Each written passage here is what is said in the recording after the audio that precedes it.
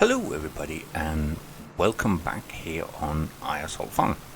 It is now into the late winter, but we have had more snow.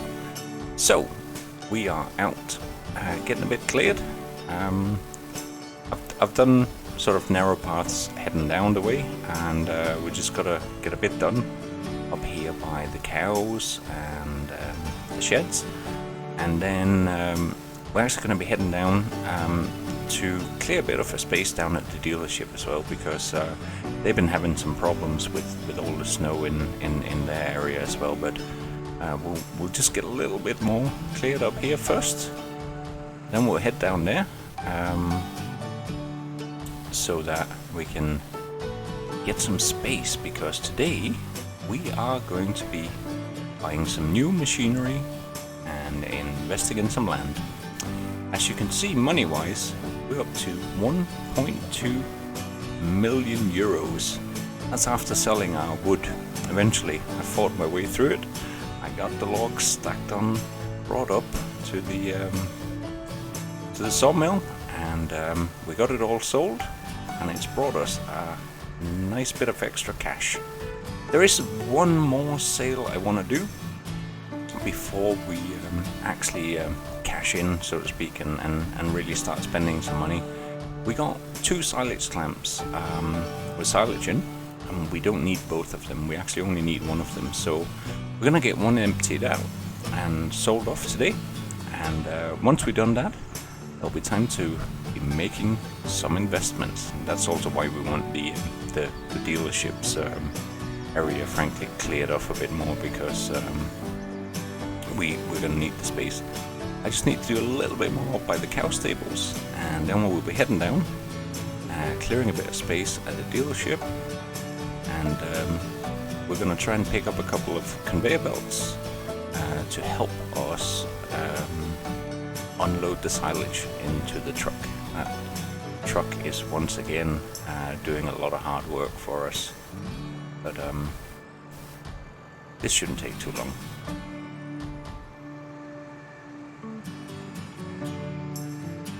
So as we're heading down, just to clarify, we aren't just doing it for our own machinery. This is actually one of the new snow missions that's part of the map. As we're turning in here, I can show you. I have accepted the contract already, but we should still be able to see it. Now, strangely enough, I think the cones must be what's indicating where we have to clear the snow. So that's fine. We can get busy clearing some snow out. We'll just take a quick look at what the mission looks like. So as you can see here, at the vehicle shop, we're actually going to make close to 5,000 euros doing this. And we have to clear the designated area from all snow, so it might be a bit tricky, but apparently we've already made 16% progress, so it can't be too bad. Better get on with it and see how we get on now.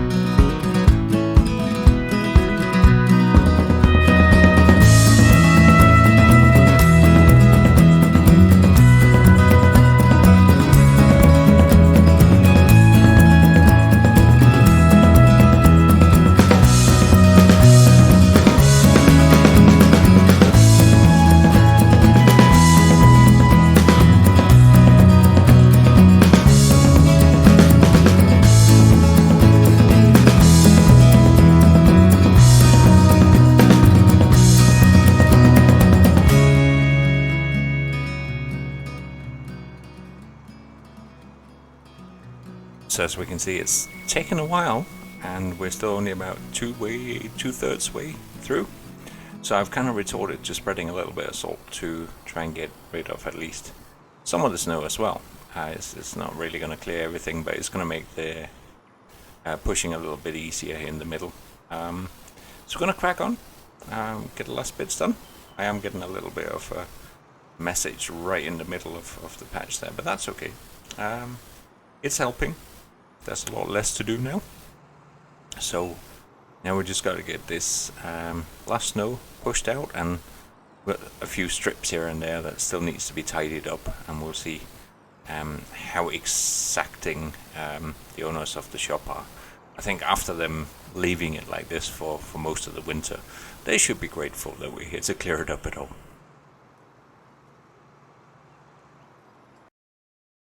Right, so apart from a few patches here and there, it looks to me like we have pretty much cleared this area. I mean, there's a few places maybe where there's a bit of snow left just around the cone, but I would say we're getting pretty high.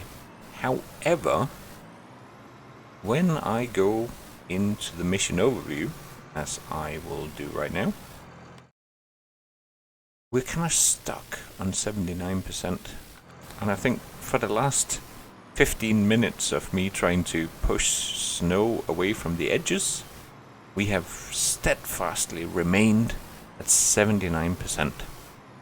So unless I have missed some cones that outlines the area or something, out along the road, or no, I don't know. I mean, I know there's like tiny little patches left here and there, but I really don't see how they would amass to 20% of the requirements for the mission.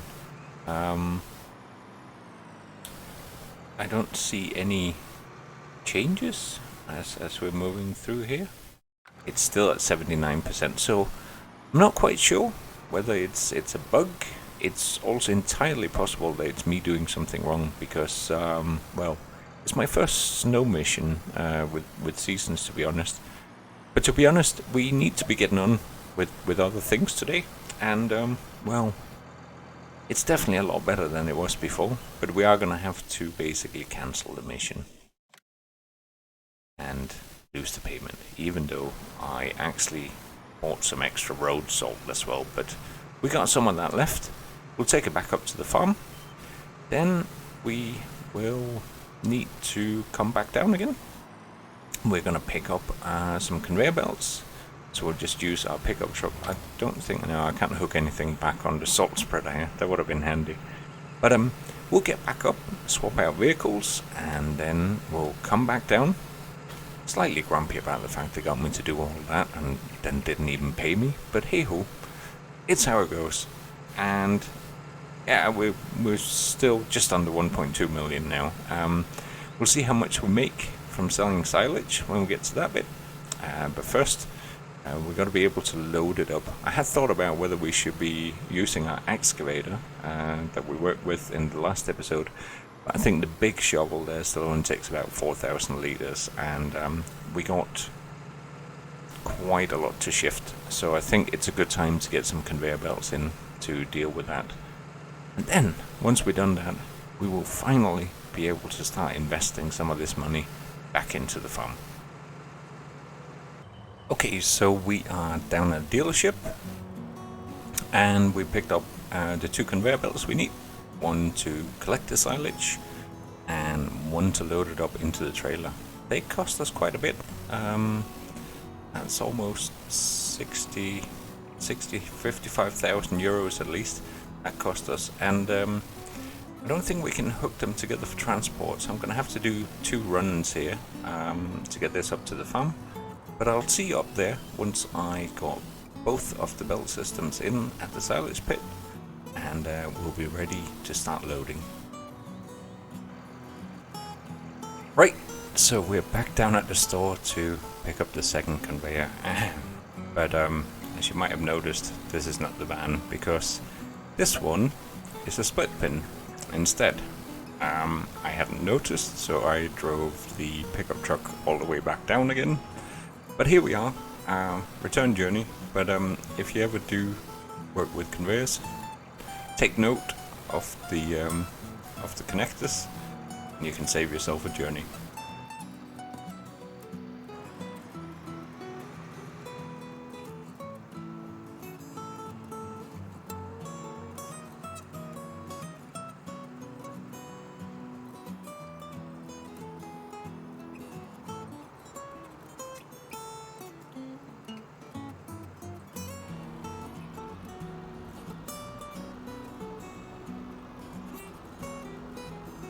It's a little bit precarious coming in here, but I think we should be good to get in underneath.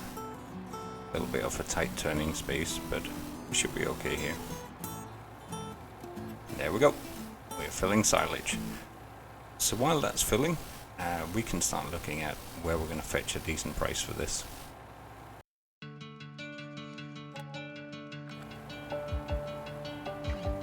Well, we've had to buy the biogas plant.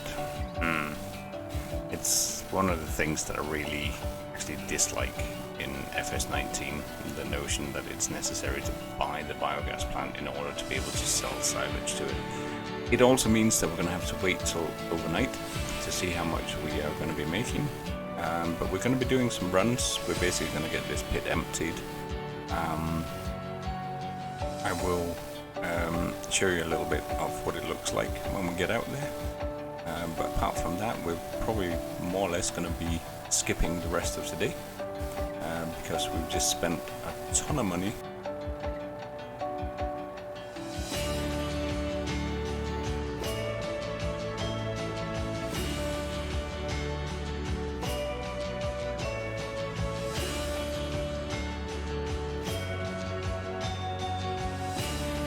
So it's a bit of a drive up to the biogas plant, but we got to turn off here, just up past the centre depot and shop here. This slightly narrow and bendier road. It's basically right across from where we were selling our bales to the heating plant in an earlier episode. So it shouldn't be too long before we're there.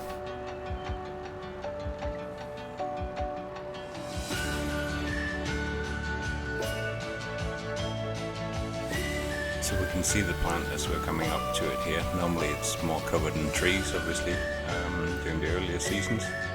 But yeah, here we are. Our new investment. We better get in and start unloading because another 2 or 3 loads here. Yeah, 52 tons of silage coming in. Maybe I should have been up here clearing grass as well. Oh well, we get some sheds. Maybe we can even think about parking some machinery up here and some very large silage clamps if we ever do find that we actually need some extra capacity. So it's not all bad. I just hope that this unloading point will accept from this trailer without having to, but it looks like it will, so that's good. So we're going to start piling it in here. See, we might, I don't know if we're going to overload it and it's going to take a little while to unload, but while it's doing that, it's worth taking a look at the price of the silage. Now that we purchased the biogas plant, we are basically looking at getting 450 euros per 1,000 litres of silage compared to the previous offering down at the composting plant at 185 euros, so not quite 3 times as much, but pretty close.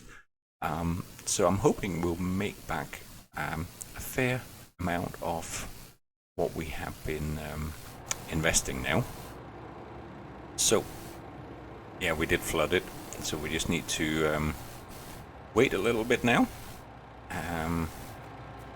while the plant here is winding its way through the first 50,000 litres. It is working hard.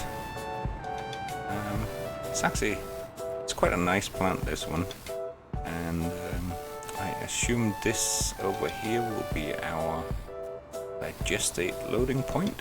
So we will of course also be able to now pick up the digestate here from the plant, which is going to save us quite a bit of money on fertilizer.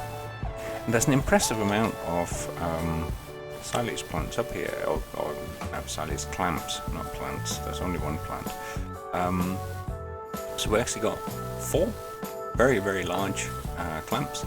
So if we ever do find that we're running short of space for silage down on the farm, this is an option as well, even if we're just using it for temporary storage. But I'm gonna carry on throughout this day now, getting silage unloaded and sold off. The payment comes in at midnight, if I'm not much mistaken, for all the loads that we managed to bring up.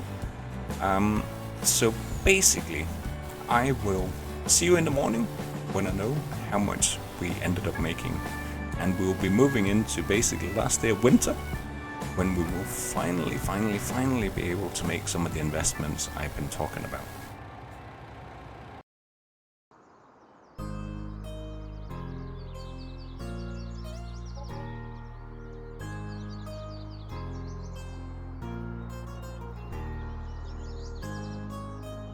Well, there we go. 106,000 euros made from the biogas plant.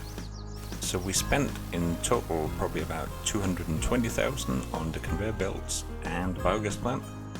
We made 106 back, and on top of that I sold one last load of barley to the brewery. So we're not quite where we started, which really wasn't part of the plan in some ways, but we still have 1.1 million pounds. No, not pounds, euros in this case. It's time to spend some money. Finally, that's what we've been waiting for. So if you've been hanging through this episode, waiting to the point where we're finally gonna start spending some money, this is it. The first thing we're gonna do is invest in some land. It's perhaps not gonna be quite as much as I would have liked, but here is the overview of what we own right now. So we have already expanded the farm a little bit, got in field 15 and 53 early on in the episode. But it is now time, so one of the things is we planted grass on 30 here instead of field 32, and I was a little bit worried about whether we were going to have enough. Realistically, we probably would, but now that we have a biogas plant, whatever we don't use, we can turn into silage. So, there's a grass field down here, down towards the center depot along the main road. If I do that, you can see that it's screened for grass there. And it's 121,000, so there we go. That's our first 100 odd K. And then, I don't know, maybe it's just because I'm obsessed with keeping a neat shape or expand outwards from the farm. But field 49 here is 293,000, and that kind of neatly compartmentalizes and encapsulates part of our farm here. So I think that's going to be a good investment as well. I'm going to have to decide what to put on it. I'm thinking about putting millet on it. That we can use to feed the pigs later on, and we don't have to use some of our higher value grains like wheat and barley for that. But obviously it will need some manure and some plowing and stuff like that before we really get into using that field significantly. So in terms of land purchases, we're kind of going to hold here right now.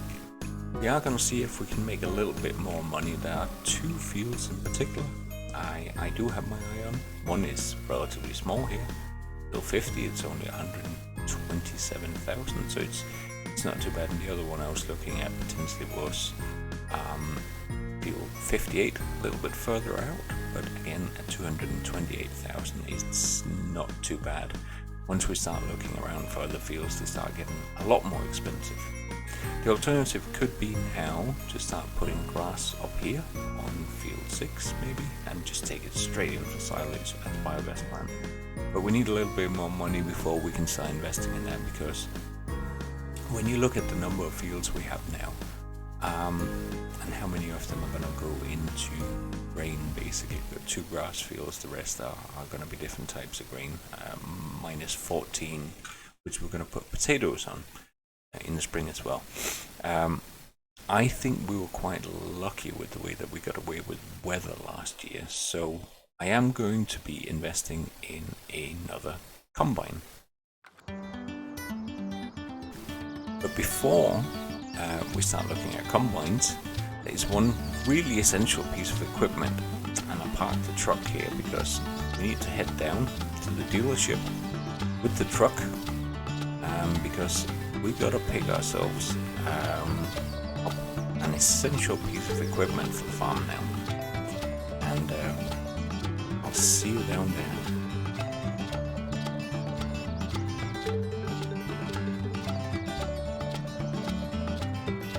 So it's still cold here on the last day of winter, minus 5 degrees. But it might help us in a way next job here, because it will keep the milk fresh. Because here is our new purchase. It might be a little bit overkill right away since we only got 60 odd cattle, but they are producing quite a bit of milk, and we need a milk trailer. And I thought this one looked really cool. I like the cow along it. And I do believe Eiersholt is originally a German map, so milk transport seems somewhat appropriate here. So we're going to get it hooked up, and we are going to have a look at how our cows are doing actually. So we already have 9,000 liters of milk, so it'll be a good time to take our newfound milk transporter here up to the farm. We're just gonna bring it up today. We'll do the selling perhaps in the next episode, because today we're spending money, and we got more equipment to bring home to the farm.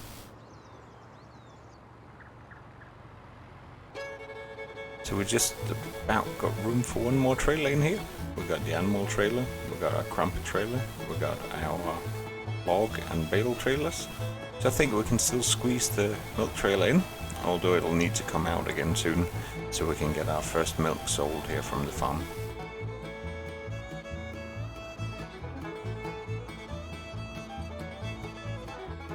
So for our next purchase, we are looking at a new combine. Now, we already have the CR10, which is an absolute beast of a machine. I actually don't think we need to go quite that large. And I would really in some ways have liked to have tried out one of the new class DLC machines here. But we're gonna go for another New Holland instead. I think that's better in keeping with things here. So we got different options here, and I think although we have tracks on our CR10, I think for this smaller one we can simply stick with standard wheels instead.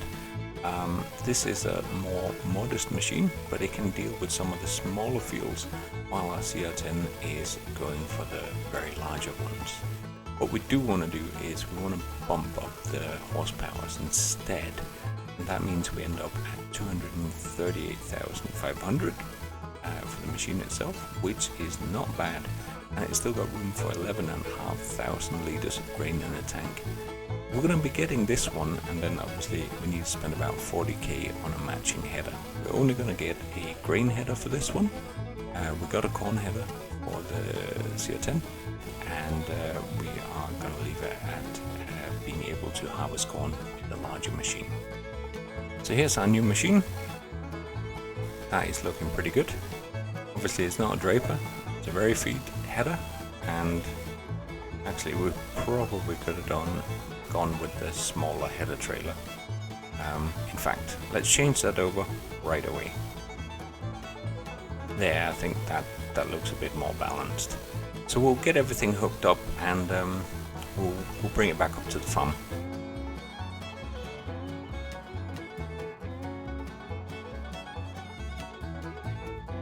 Inside the cab looks very familiar. Nice set of controls. Obviously I do believe that at least running two machines of the same brand might be helpful in terms of both spare parts and training in different systems.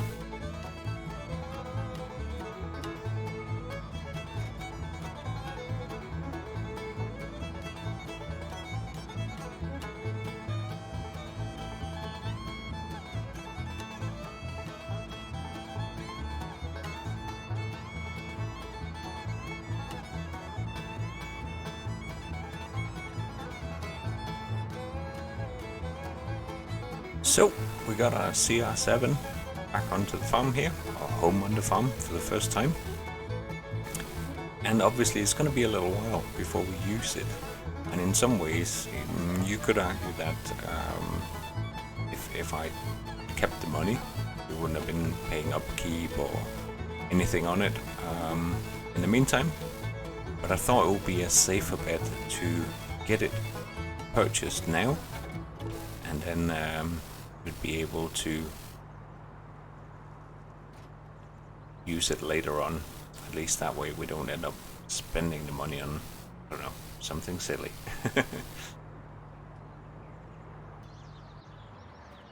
So here we go.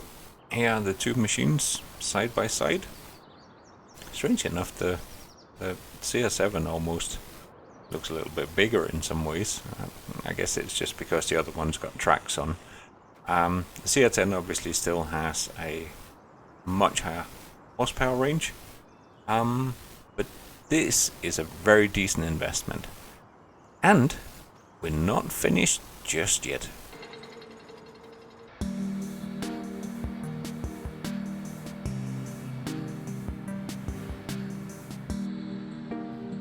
So we are arriving at the dealership for the last time today. We're bringing two tractors down because there are two more pieces of equipment that we are going to be acquiring today. So the first piece of equipment that we are going to be getting ourselves is the Samson SP17 manure spreader. It's going to set us back 52,000 with the extension, but I think it's going to be worth it. It's going to give us 16,000 liters instead of 13,000 liters. And we have a small 12,000 liter, 8,000 liter actually, trailer that we can use to run manure out to the field. So two loads into the spreader, and that will add up quite nicely. We can easily meet the horsepower range, but if we need to go much bigger than this, they start getting very expensive. And I think this should do us just fine. The last piece of equipment is a potato planter. Now, I was really contemplating whether I should go for the next one up.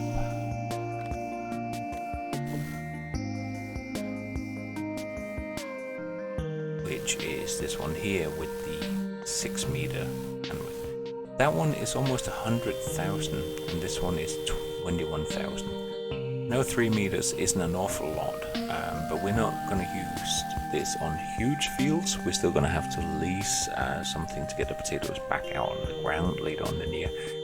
We're mainly growing potatoes to be able to start making our own pig food in the autumn at some point. So I think a modest investment might be better at this point. So we're going to stick with a 21,000 euro 3 meter planter. We'll burn a little bit more fuel, which is of course not great, but I think that is a safer investment because that actually still leaves us with enough money to go back and have a look at fields.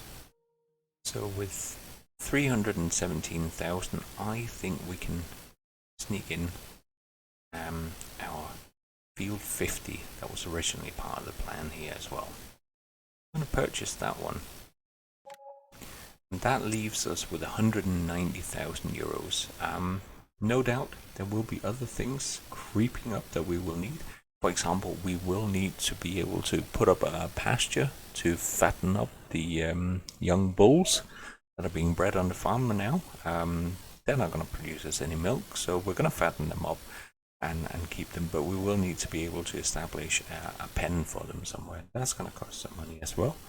And, well, we still got to get, although we have plenty of fertilizer, I think now, both in terms of digestate, liquid and solid manure.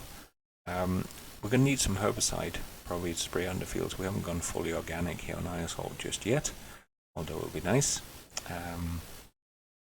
So that is the plan for now. And we're going to get these 2 new pieces of machinery loaded up to our tractors, and then we are pretty much done for today. No, it took a while to get here, and in some ways we we actually we spent more money on trying to sell silage than we actually made, but it does mean that we have now acquired the biogas plant, which is pretty awesome because it gives us some flexibilities. The next thing I would then really like to start thinking about it, 2 major things now. One is to upscale one of our cultivators, but I suspect that's going to need a bigger horsepower range tractor as well. So that is going to end up being quite a large investment. The other thing is to start thinking about forage harvester that can both pick up grass and or cut corn. And Class have some very nice machinery there, but we need in the best part of 400,000-500,000 euros before we really start thinking about that. I've just noticed that this T7 is actually pretty low on fuel, so we better get back up there instead of running idle here. So as we're setting off here from the dealership, from that nice clear yard that we didn't get paid for, still got to figure out what went wrong there. Oh, this potato plant is heavy actually. But yeah, as we are setting off with another 2 brand new pieces of equipment to head up to Eiersholt Farm, and that's the end of today's episode. So I hope you enjoyed watching a little bit more winter activity.